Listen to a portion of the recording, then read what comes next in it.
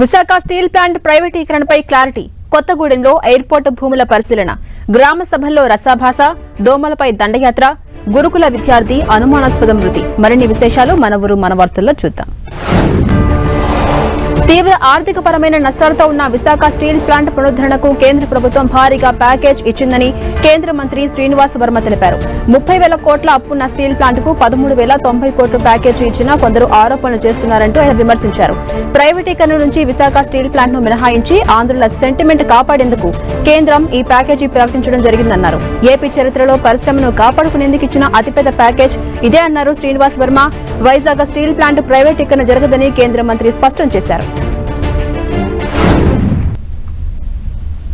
ఏదైతే డిజిన్వెస్ట్మెంట్ ఉందో ప్రైవేటీకరణ, దాని నుంచి విశాఖ స్టీల్ ప్లాంట్ ని మినహాయించాలి.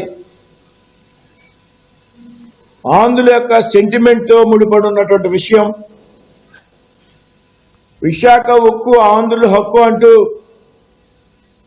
అనేక సంవత్సరాలు ఉద్యమాలు చేసి అనేక మంది ప్రాణత్యాగాలు చేసి సంపాదించుకున్నటువంటి పరిశ్రమ విశాఖ ఉక్కు. అయితే దీనిని సమర్థవంతంగా నడిపించాలి అంటే భారీ నష్టాలతో ఉన్నటువంటి పరిస్థితి. అయితే కేవలం ఆంధ్రప్రదేశ్ ప్రజల మీద ఉన్నటువంటి గౌరవం, ఆంధ్రప్రదేశ్ ప్రజల యొక్క సెంటిమెంట్ ని కాపాడాలి అనేటువంటి, వారి సెంటిమెంట్ ని గౌరవించాలి అనేటువంటి ఒక ఆలోచనలో భాగంగా ప్రధానమంత్రి Narendra Modi Polavaram project diaphragm wall పనులను మంత్రి నిమ్మల రామానాయుడు పరిశీలించారు. క్షేత్రస్థాయిలో ఇంజనీర్లు, ఇరిగేషన్ అధికారులతో చర్చించారు. అంతర్జాతీయ నిపుణుల సూచనల మేరకు T16 కాంక్రీట్ మిక్సింగ్ తోనే పనులు జరుగుతాయని మంత్రి పేర్కొన్నారు. డయాఫ్రమ్ వాల్ నిర్మాణ పనులు సగం పూర్తవగానే ECRF డ్యాం పనులు కూడా మొదలు పెడతామని మంత్రి చెప్పారు. పోలవరం ప్రాజెక్టు పనులను షెడ్యూల్ ప్రకారం పూర్తి చేస్తామని నిమ్మల పేర్కొన్నారు. 2019లో ప్రభుత్వం మారిన తర్వాత 17 నెలల పాటు ఇక్కడ ఏ విధమైన ఏజెన్సీలు లేకుండా ఉన్నటువంటి పని చేసేటువంటి ఏజెన్సీలన్నింటినీ కూడా రివర్స్ టెండరింగ్ పేరు చెప్పి ఏదైతే రద్దు చేసేసారో, ఇక్కడ ఉన్నటువంటి ఎక్స్పీరియన్స్ అధికారులు ఎవరైతే ఉన్నారో వాళ్ళందరినీ కూడా బయటికి పంపించేశారో. 17 నెలలు ఇక్కడ ఏ విధమైనటువంటి పనులు లేక నిలిచిపోవడంతో 20 వచ్చినటువంటి వరదలకే డీవాల్ దెబ్బతిందని IIT నిపుణులు హైదరాబాద్ చెప్పారని అంటే జగన్మోహన్ రెడ్డి ఏ రకంగా ధ్వంసం, ఆయన చేసినటువంటి ధ్వంసం విధ్వంసానికే మళ్ళీ 990 కోట్ల రూపాయలతోటి మళ్ళీ ఈవేళ కొత్తగా డయాఫ్రమ్ వాల్ ఈవేళ నిర్మాణం చేసుకుంటున్నటువంటి పరిస్థితి. అనంతపురం జిల్లాలో మంత్రి నారా లోకేష్ పుట్టినరోజు వేడుకలను ఘనంగా నిర్వహించారు. పార్టీ కార్యాలయంలో కేక్ కట్ చేసి సంబరాలు జరుపుకున్నారు. అనంతరం TNTUC ఆధ్వర్యంలో భారీ ఆటో ర్యాలీ, రక్తదాన శిబిరం నిర్వహించారు. ప్రభుత్వ ఆసుపత్రిలో రోగులకు బ్రెడ్, పండ్లను అందజేశారు. రక్తదానం ఇచ్చేందుకు స్వచ్ఛందంగా ప్రజలు ముందుకొచ్చారని ఎమ్మెల్యే దగ్గుపాటి ప్రసాద్ తెలిపారు. ఈ ప్రాంత అభివృద్ధికి లోకేష్ కృషి చేస్తారన్న నమ్మకంతో ప్రజలు ఉన్నారని ఆయన చెప్పారు. రాష్ట్రంలో పెద్ద ఎత్తున IT పరిశ్రమలు రావడానికి నారా లోకేష్ కృషి చేస్తున్నారని దగ్గుపాటి కొనియాడారు. రక్తదానం చేయగలిగితే చాలా మంది ప్రాణాలు సకాలంలో నిలబెట్టొచ్చనే ఉద్దేశంతోనే ఇంతమంది వచ్చి ఈరోజు బ్లడ్ క్యాంపు నిర్వహించడం జరిగింది. నిజంగా ఇది గొప్ప విషయం, గొప్ప పరిణామం. ఎందుకంటే 5 నెలల క్రితమే బ్లడ్ క్యాంప్ కూడా ఈ ప్రాంతంలో ఇచ్చారు. అయినా కూడా 5 నెలల లోపే ఇంతమంది వచ్చి మరీ కూడా బ్లడ్ మన నారా లోకేష్ బాబు గారి జన్మదినం కోసం ఇవ్వడం అంటే చాలా గొప్ప విషయం. వాళ్ళకు కూడా ఇంకొక ప్రకాశం జిల్లా సింగరాయకొండ గ్రామంలో మంత్రి నారా లోకేష్ జన్మదిన వేడుకలను టీడీపీ శ్రేణులు నిర్వహించాయి. ఈ కార్యక్రమంలో పాల్గొన్న మంత్రి డోలా శ్రీ బాల వీరాంజనేయ స్వామి NTR విగ్రహానికి పూలమాల వేసి నివాళులర్పించారు. అనంతరం కేక్ కట్ చేసి పార్టీ శ్రేణులకు తినిపించారు. నారా లోకేష్ యువగలం పేరుతో చేపట్టిన పాదయాత్ర కారణంగా ఎన్డీఏ కూటమి ఘన విజయం సాధించిందంటూ మంత్రి తెలిపారు. లోకేష్ బాబు గారి యొక్క పుట్టినరోజు సందర్భంగా వారికి హృదయపూర్వకంగా కొండేపల్లి నియోజకవర్గం, అదేవిధంగా ప్రకాశం జిల్లా ప్రజల తరఫున జన్మదిన శుభాకాంక్షలు తెలియజేస్తున్నాను. వారు నిండు నూరేళ్లు ఆయురారోగ్యాలతో ఉంటూ తెలుగుదేశం పార్టీ కుటుంబానికి, అదేవిధంగా ఈ రాష్ట్ర ప్రజలకి అండగా ఉండాలని చెప్పి మనస్ఫూర్తిగా కోరుకుంటున్నాను. రాజంపేటలో మంత్రి నారా లోకేష్ పుట్టినరోజు వేడుకలు ఘనంగా నిర్వహించారు. అన్నమయ్య జిల్లా అధ్యక్షుడు చమర్తి జగన్మోహన్ రాజు ఆధ్వర్యంలో భారీ కేక్ కట్ చేసి పెద్ద ఎత్తున సంబరాలు జరుపుకున్నారు. అంతకుముందు త్రితేశ్వర స్వామి ఆలయంలో ప్రత్యేకంగా పూజలు చేశారు. లోకేష్ బర్త్డే సందర్భంగా యువత స్వచ్ఛందంగా పాల్గొని రక్తదానం చేశారు. నిరుద్యోగాన్ని అరికట్టేందుకు నారా లోకేష్ ఎనలేని కృషి చేస్తున్నారంటూ చమర్తి జగన్మోహన్ రాజు తెలిపారు.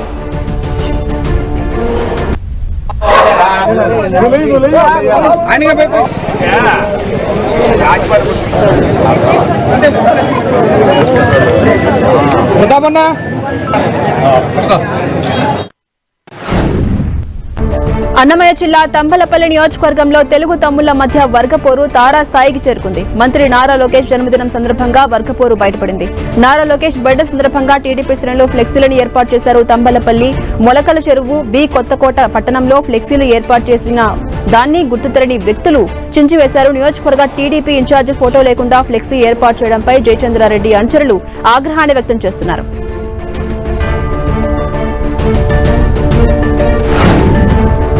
నెల్లూరు రూరల్ ఎమ్మెల్యే కోటంరెడ్డి శ్రీధర్ రెడ్డి దోమలపై దండయాత్ర చేపట్టారు. దోమల నివారణకు ప్రగతి నగర్లోని మురుగు కాలువల్లో ఆయిల్ బాల్స్ వదిలారు. నెల్లూరు కార్పొరేషన్ లో దోమలు స్వైర విహారం చేస్తున్నాయని వీటిని నివారించాల్సిన అవసరం ఉందన్నారు.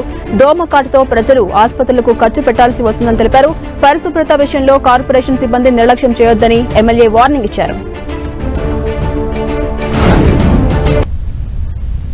నెల్లూరు రూరల్ నియోజకవర్గంలో మిగతా 25 డివిజన్లలో కూడా ఒక్కసారిగా ఈ కార్యక్రమాలు ప్రారంభం కాబోతున్నాయి. ఎక్కడికక్కడ ఏదైతే పార్టీలకు అతీతంగా కలిసి వచ్చే ప్రతి రాజకీయ పార్టీని కలుపుకొని ప్రజలందరి సహాయ సహకారాలతో, స్వచ్ఛంద సేవా సంస్థల సహాయ సహకారాలతో రేపటి రోజున రూరల్ నియోజకవర్గంలో మిగతా అన్ని డివిజన్లలో కూడా దోమలపై దండయాత్ర కార్యక్రమం ఏకదాటిగా సాగబోతుంది. కరీంనగర్ లో నూతనంగా నిర్మించిన ఇంటిగ్రేటెడ్ మార్కెట్ ను కేంద్ర మంత్రి బండి సంజయ్ ప్రారంభించారు. స్మార్ట్ సిటీ నిధులు అనేక కారణాల వల్ల పూర్తిగా వినియోగంలోకి రాలేదని, ఇప్పుడిప్పుడే నిధులు ఖర్చు పెడుతున్నట్టుగా మంత్రి పేర్కొన్నారు. వరంగల్ నగరానికి ధీటుగా కరీంనగర్ నగరాన్ని అభివృద్ధి చేసుకుందామంటూ బండి సంజయ్ పిలుపునిచ్చారు. కేంద్రం నుంచి నిధులు తీసుకొస్తామని, రాష్ట్ర ప్రభుత్వం నుంచి రావాల్సిన నిధుల కోసం కొట్లాడి సాధించుకుందామన్నారు. కరీంనగర్ పార్లమెంట్ నియోజకవర్గంలో ఇకపై తాను రాజకీయ విమర్శలు చేయనున్న బండి సంజయ్ అందరితో కలిసి పనిచేసి నియోజకవర్గాన్ని అభివృద్ధి చేస్తానంటూ పేర్కొన్నారు. 4 మార్కెట్లు కంప్లీట్ అయిపోతే రోడ్ల మీద కూడా ఇంకా కూరగాయలు కానివ్వండి, చేపలు అమ్ముకోవడం కానీ, మటన్ అమ్ముకోవడం కానీ జరగదు. ఈ రోజు ఇంటిగ్రేటెడ్ మార్కెట్ లో చేపలు కానీ, మటన్ కానీ, వెజిటేబుల్స్ కానీ అన్ని కూడా ఒకటే చోట దొరికే అవకాశం ఉంది. కాబట్టి ఇది 16.5 కోట్లతోటి ఆ రోజు మేము కూడా స్టార్ట్ చేయడం జరిగింది. కంప్లీట్ అయింది. వార్డులకు అనుగుణంగా, ప్రజలకు అనుగుణంగా, ప్రజల సౌకర్యం కల్పించే విధంగా ఇంకా ఇటువంటి మార్కెట్స్ ను ఏర్పాటు చేయాల్సిన అవసరం ఉంది. నరేంద్ర మోడీ గారి ప్రభుత్వం స్మార్ట్ సిటీ ప్రకటించిన తర్వాత త్వరితగతిన నిధులు ఇవ్వడం, రాష్ట్ర ప్రభుత్వం కూడా ఆ నిధులను వెంటనే మ్యాచింగ్ గ్రాంట్ ఇవ్వడం, ఇప్పుడున్న రాష్ట్ర ప్రభుత్వం కూడా ఇంకా సహకరించాల్సిన అవసరం ఉంది. గతంలో జరిగిన తప్పుదాలను సరిదిద్దుకొని అందరం కలిసి ఈ స్మార్ట్ సిటీ ఇంకా పూర్తి పెండింగ్ ఉన్నటువంటి ప్రాజెక్ట్స్ అన్ని కూడా. సిద్దిపేట జిల్లా హుస్నాబాద్ పట్టణంలో పలు అభివృద్ధి కార్యక్రమాలకు మంత్రి పొన్నం ప్రభాకర్ శంకుస్థాపన చేశారు. అనంతరం పట్టణంలోని 15వ వార్డులో ప్రజాపాలన వార్డు సభను సందర్శించారు. రేషన్ కార్డులు, ఇందిరమ్మ ఇండ్ల మంజూరులో మంత్రిగా తమ జోక్యం ఉండదన్న పొన్నం అర్హులైన వారందరికీ మంజూరు చేస్తామని స్పష్టం చేశారు. రేషన్ కార్డుల జారీ ప్రక్రియ నిరంతరం జరిగేలా సాఫ్ట్వేర్ ను రూపొందిస్తున్నామంటూ పొన్నం తెలిపారు. నాకు నేను కూపన్ కార్డు రావాలి, ఇందిరమ్మ ఇల్లు రావాలి, వ్యవసాయ భూమి ఉంది, రైతు బంధు రావాలి, నాకు భూమి లేదు, నేను రైతు కూలీని, ఉపాధి హామీ కూలీని, నాకు అవి రావాలి అనుకునే వాళ్ళందరికీ ఆ కార్యక్రమాలు వస్తాయి.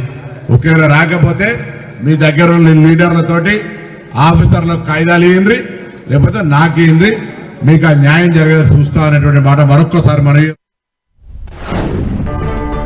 ఖమ్మం జిల్లా తిరుమలయపాలెం మండలంలో మంత్రి పొంగులేటి శ్రీనివాస్ రెడ్డి పర్యటించారు. పలు అభివృద్ధి పనులకు శంకుస్థాపన చేశారు. ఇందిరమ్మ ప్రభుత్వం అంటేనే పేదల ప్రభుత్వం అన్న మంత్రి జనవరి 26న 4 పథకాలను ప్రారంభం చేస్తామని తెలిపారు. పేదవారిలో అత్యంత పేదవారికి ముందుగా ఇందిరమ్మ ఇల్లు ఇస్తామని తెలిపారు. రాష్ట్ర ప్రజలు ఎవరూ అభద్రతకు గురి కావద్దంటూ ఇందిరమ్మ ప్రభుత్వంలో పేదలందరికీ న్యాయం జరుగుతుందని ఆయన స్పష్టం చేశారు. గ్రామ సభల్లో ప్రతిపక్ష నాయకులు ఇష్టం వచ్చినట్టు మాట్లాడుతున్నారన్న పొంగులేటి 10 ఏళ్లు పాలించిన బీఆర్ఎస్ పార్టీ నాయకులు ఏం చేశారని ఆయన ప్రశ్నించారు. పేదవాళ్ల కోసం ఇచ్చే స్కీమే మన ఇందిరమ్మ స్కీము. ఈ ఇందిరమ్మ స్కీమ్ లో రేషన్ కార్డు కానీ, ఇందిరమ్మ ఇల్లు కానీ, రైతు భరోసా కానీ, ఇందిరమ్మ భరోసా కానీ మీ గ్రామాల్లో చదివే లిస్టు ప్రకారం నా పేరు రాలేదు, నా పేరు లేదు కాబట్టి నాకు రాలేదు అనే అభద్రతలో ఎవరు భద్రాద్రి కొత్తగూడెం జిల్లా సుజాతానగర్ గ్రామసభ రసాభాసగా మారింది. సుజాతానగర్ ప్రజాపాలన గ్రామసభను గ్రామస్తులు అడ్డుకున్నారు. తమ గ్రామాన్ని కార్పొరేషన్ లో కలపొద్దని గ్రామసభలో తీర్మానం చేయాలంటూ సిపిఎం నేతలు పట్టుబట్టారు. ఇందిరమ్మ ఇల్లు, ఇందిరమ్మ ఆత్మీయ భరోసా, రేషన్ కార్డులు, రైతు భరోసాలో అర్హులైన వారిని గుర్తించలేదంటూ నినాదాలు చేశారు. గ్రామ సభను రద్దు చేయాలని కోరుతూ అధికారుల ఎదుట బైఠాయించారు. దీంతో అధికారులు గ్రామ సభను అర్థాంతరంగా ముగించి వెనుదిరిగారు. భద్రాద్రి కొత్తగూడెం జిల్లా టేకులపల్లి మండలంలోని 9వ మైల్ తండాలో ప్రజాపాలన గ్రామసభ జరిగింది. ఇందిరమ్మ ఇల్లు లబ్ధారుల లిస్టులో తమ పేర్లు లేవని గ్రామస్తులు అధికారులతో వాగ్వాదానికి దిగారు. దీంతో గ్రామసభ గందరగోళానికి దారితీసింది. ఇందిరమ్మ ఇల్లు లబ్ధారుల లిస్టులో మా పేర్లు లేవంటూ ఎమ్మెల్యే కోరం కనకయ్యతో గ్రామస్తులు వాగ్వాదానికి దిగాడు. మళ్లీ దరఖాస్తు చేసుకోవాలంటూ ఎమ్మెల్యే సూచించారు. మెదక్ జిల్లా నర్సాపూర్ నియోజకవర్గంలో కొనసాగుతున్న ప్రజాపాలన గ్రామ సభల్లో అనర్హుల ఎంపికపై ప్రజలు నిరసన వ్యక్తం చేస్తున్నారు. గతంలో ప్రజాపాలనలో భాగంగా దరఖాస్తులు ఇచ్చినా ఇప్పటి వరకు ఎలాంటి లబ్ధి చేకూరలేదంటూ మహిళలు మండిపడుతున్నారు. ప్రజలను దరఖాస్తుల పేరిట మోసం చేస్తుందని, లబ్ధారుల ఎంపికలో పక్షపాతం చూపిస్తున్నారంటూ విపక్షాలు విమర్శిస్తున్నాయి.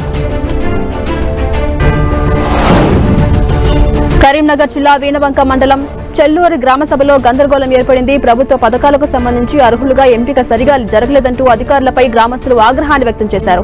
ఉపాధి హామీ, జాబ్ కార్డు జారీలో జాప్యంపై ప్రజలు అధికారులను ప్రశ్నిస్తున్నారు. గ్రామస్తులకు మద్దతుగా నిలిచిన హుజూరాబాద్ ఎమ్మెల్యే కౌశిక్ రెడ్డి సభావేదిక నుంచి జనాల్లో వచ్చి కూర్చున్నారు. భూములు ఉన్న వారికి జాబ్ కార్డులు ఇవ్వలేమని అధికారులు తెలపడంతో ఒక్కసారిగా రైతు అనుబంధ కూలీలు అధికారుల తీరుపై తీవ్రంగా మండిపడ్డారు. ప్రశ్నించిన యువకులను పోలీసులు అదుపులోకి తీసుకున్నారు. అర్హులైన వారికి కూడా జాబితాలో చోటు దక్కలేదని కౌశిక్ రెడ్డి ఆగ్రహాన్ని వ్యక్తం చేశారు. ఇలా స్వయంగా వాళ్ళే చెప్పారు, భూమి లేని ప్రతి మనిషికి మేము 12,000 రూపాయలు ఇస్తామని వాళ్ళు చెప్పిండ్రు. ఇలా మరి వాళ్ళే స్థలం లేనోళ్ళు 257 మంది చెల్లూరు గ్రామంలో ఉన్నారు అని వాళ్ళే ప్రకటించి మళ్ళీ లిస్ట్ ఏమో వాళ్ళకి ఒక్కరికి కూడా ఆత్మీయ భరోసా కింద 12,000 రూపాయలు ఇస్తామని చెప్పలేదు. దాన్ని ఖచ్చితంగా వాళ్ళు ఇచ్చిన మాట ప్రకారం ఖచ్చితంగా ఇవ్వాలని నేను. మెదక్ జిల్లా డిస్ట్రిక్ట్ పోలీస్ ఆఫీసులో కవాతు ప్రాంగణం సెల్యూట్ బేస్ ను డీజీపీ డాక్టర్ జితేందర్ ఆవిష్కరించారు. ఈ కార్యక్రమంలో MLA doctor Rohit Rao, MP Raghunandan Rao, police housing corporation chairman Gurunath Reddy, ఇతర అధికారులు పాల్గొన్నారు. మెదక్ లో పోలీసు పరేడ్ గ్రౌండ్ ఏర్పాటు చేయడం అభినందనీయమన్నారు ఎంపీ రఘునందన్ రావు. మెదక్ జిల్లాకు కొన్ని పోలీస్ స్టేషన్లు, సొంత భవనాలు అవసరం ఉన్నాయని వెంటనే మంజూరు చేయాలంటూ డీజీపీని కోరారు ఎంపీ. పరేడ్ గ్రౌండ్ ను పోలీసులు వినియోగించుకోవాలంటూ డీజీపీ సూచించారు. ఇక పోలీసుల సంక్షేమానికి తాము కట్టుబడి ఉన్నామని పేర్కొన్నారు. తీసుకుంటే సార్ తూప్రాన్ దాటిన తర్వాత చేగుంట మధ్యలో కొత్తగా మాసాయిపేట కొత్త మండల కేంద్రం అయింది సార్. మండలం అయితే పనిచేస్తుంది కానీ మండలానికి ఒక పోలీస్ స్టేషన్ రాలేదు సార్. అందుకని మాసాయిపేటకి ఒక కొత్త పోలీస్ స్టేషన్ మంజూరు చేయాల్సిందిగా నేను రాష్ట్ర డీజీపీ గారికి సందర్భంగా అప్పీల్ చేస్తా ఉన్నాను. అదే రకంగా సార్ నార్సింగి చేగుంట తోటి ఇంకొంచెం ముందుకు వస్తే నార్సింగి అని ఒక పోలీస్ స్టేషన్ ఉంటుంది. దానికి ఒక నూతన పోలీస్ స్టేషన్ భవనం స్థలం ఉంది కాబట్టి నూతన పోలీస్ స్టేషన్ భవనం ఒకటి నార్సింగి మంజూరు చేయాల్సిందిగా విజ్ఞప్తి చేస్తాను. మీ ఇష్యూస్ గురించి గవర్నమెంట్ దగ్గర తీసుకుపోతున్నాను ప్రతి రెగ్యులర్గా. దాంతో మనకి రీసెంట్గా 200 crores మనది బిల్స్, కొన్ని allowances the bill, surrender leave, additional surrender TA కానీ మనం నియర్లీ 200 crores మేము రిలీజ్ చేసుకున్నాము. తర్వాత ఆరోగ్య భద్రతలో కూడా మాకు 75 crores.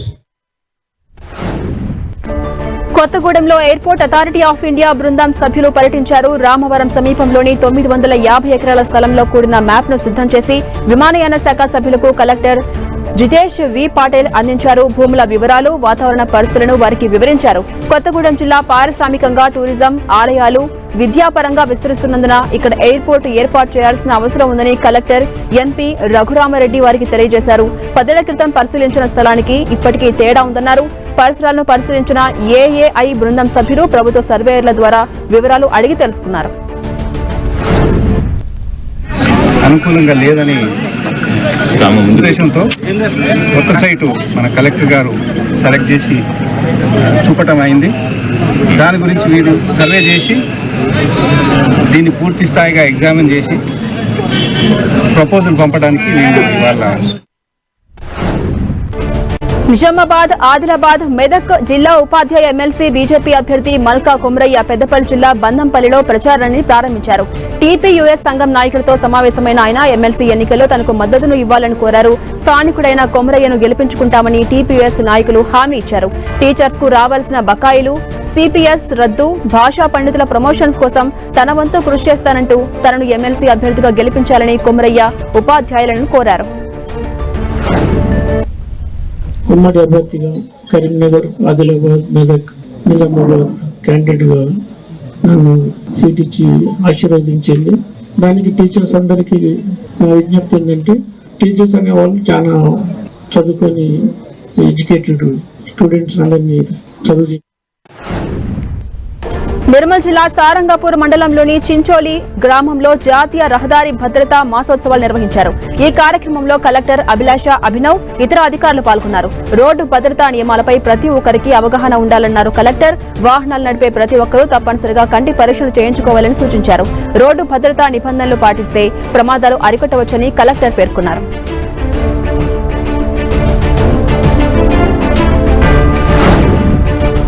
ఆదిలాబాద్ జిల్లా ఇచ్చోడ మండల ప్రజలు సీఎం రేవంత్ రెడ్డికి 1,00,000 ఉత్తరాలు రాశారు. తెలంగాణ బీసీ, ఎస్సీ, ఎస్టీ రాజ్యాధికార సాధన జేఏసీ ఆధ్వర్యంలో ఉత్తరాలు పోస్ట్ చేశారు.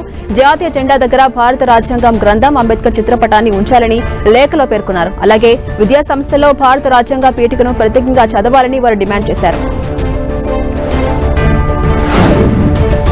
పెరిగిన నిత్యావసర ధరలతో ప్రభుత్వ పాఠశాలల్లో వంట చేయడం భారంగా మారిందంటున్నారు నిర్వాహకులు. ప్రస్తుతం బహిరంగ మార్కెట్లో పెరిగిన ధరలతో ప్రభుత్వం ఇచ్చిన మెనూ ప్రకారం విద్యార్థులకు వంట చేయలేకపోతున్నామని వారు చెప్పారు. దీనికి తోడు ప్రభుత్వం తమకు నెల నెలా నిధులు సరిగా చెల్లించకపోవడంతో భారం పెరిగిపోతుందంటూ వారు ఆవేదన వ్యక్తం చేశారు. గుడ్డు ధర బహిరంగ మార్కెట్లో 7 రూపాయలుంటే ప్రభుత్వం తమకు 5 రూపాయలు చెల్లిస్తుందని, దీంతో ఆర్థికంగా తాము నష్టపోతున్నామని పేర్కొన్నారు. ప్రభుత్వం ఇకనైనా తమ బాధలను అర్థం చేసుకుని నిధులు పెంచాలని, పెండింగ్ బిల్లులు విడుదల చేయాలంటూ నిర్వాహకులు కోరుతున్నారు.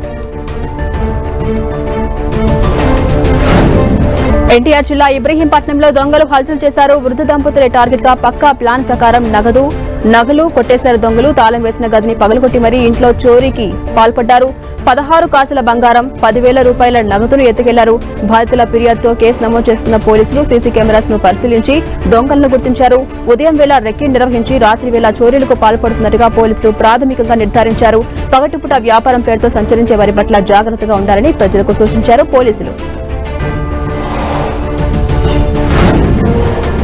జడ్డెనంటూ నమ్మబలికి ఘరానా మోసానికి పాల్పడ్డ కేటుగాడు కటకటాల పాలయ్యాడు. రాజన్న సిరిసిల్ల జిల్లాకు చెందిన నామల నరేందర్ జడ్జిగా పనిచేస్తున్నానని మ్యాట్రిమోనీకి తన బయోడేటా పంపించాడు. ఏలూరులోని కొత్తపేటకు చెందిన సామంతుల నిర్మలను 2019లో మ్యాట్రిమోనీ ద్వారా పరిచయం చేసుకున్నాడు. పెళ్లి చేసుకుంటానని చెప్పి కట్నంగా తనకు 75 లక్షలు కావాలని తెలిపాడు. ఇదంతా నిజమని నమ్మిన నిర్మల కుటుంబ సభ్యులు వీరిద్దరికి వివాహం చేశారు. పెళ్లి సమయంలో 25 లక్షలు నరేందర్ కు చెల్లించారు. పెళ్లి తర్వాత ఖమ్మంలో మకాం పెట్టిన నరేందర్ తనకు రావాల్సిన కట్నం బకాయిలు తీసుకురావాలంటూ భార్యను వేధించసాగాడు.